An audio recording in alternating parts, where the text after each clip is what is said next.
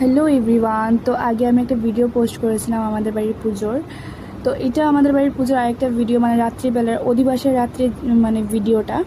তো এখানে আমাদের ফল টল ধোয়াধাই চলছিল, আর এখন বাচ্চা দুটো বেজে যাচ্ছে। তো এখানে আমরা সবাই মিলে কাজ করছিলাম, আর এখানে আমার মা রং করছিল। মানে আমাদের ঘরে মিস্ত্রি লাগে না, রং করে যে কোনো কাজেরই আমার মা সব কাজ পারে একদম। তো এখানে রং করা হচ্ছিল, আর আমাদের ঠাকুরের মুখটা ঢাকা হয়ে গেছিলো, কেন কি অধিবাস হয়ে গেছে তাই। তারপর আমি মাকে জিজ্ঞেস করছিলাম কিছু বলো ভিডিওর মাধ্যমে। তো মা বলছিল যে তোমরা সবাই আসবে আমাদের বাড়ির পুজো, ইনভাইট করছিল সবাইকে, কিন্তু ভিডিওটা ছাড়তে একটু লেট হয়ে গেছে তাই। তো এখানে মার সাথে কথা বলার পর দেখি আমার ননদে, মানে আমার ননদ বলছি, আমার বোনের ননদে আমার শাড়িটা ধুয়ে দিয়েছিল, মানে আমার বিয়াইনে। তো তারপর শাড়িটা ধোয়ার পর আমি শাড়িটা মেলতে গিয়েছিলাম, যেহেতু আমি সকালে পরবো তাই। তারপর এখানে প্রিয়াঙ্কা ব্লগ করছিল, মানে কি করছিলাম কি না।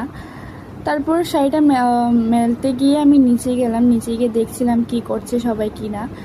তো এখানে আমাদের নিচে যাচ্ছিলাম, তো নিচে যাওয়ার মধ্যে দেখিয়ে দিলাম তোমাদেরকে প্যান্ডেল কমপ্লিট হয়ে গেছে। আর এখন আমি নিচে গিয়ে দেখলাম সবাই মিলে সবজি কাটা করছিল, মানে সব অনেকগুলো সবজি, তারা সবজি মানে ওরা মিলে সবজি কাটছিল, আর আমরা উপরে যা কাজ আছে তাই করছিলাম। তো তারপর সবাই এখানে সবজি কাটার পর আমি তারপর চলে আসলাম আমি আবার উপরে এসে আমি ঠাকুরঘরটা পরিষ্কার করছিলাম, কেন কি ফল টল ধোয়া হয়ে গেছে, তো ফলগুলো ঠাকুর ঘরে এনে রাখা হবে তাই ঠাকুরঘরটা মানে মুছে টুছে পরিষ্কার করছিলাম।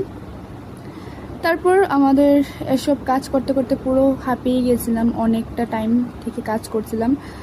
তারপর আমরা বসে সবাই ঘুমিয়ে পড়েছে, তো আমি আর পূজা দিয়ে খালি ঘুমোইনি, বাদ বাকি সময় ঘুমিয়ে পড়েছে। এখন টাইম হচ্ছে 4:30, তো ঘুমোইনি আমি। এখন চা খেলাম, চাটা খাওয়ার পর যেহেতু অনেক রাত্র হয়ে গেছে, এখন যদি ঘুমোই আর সকালে উঠতে পারবো না, তো সকালেই পুজো তাই।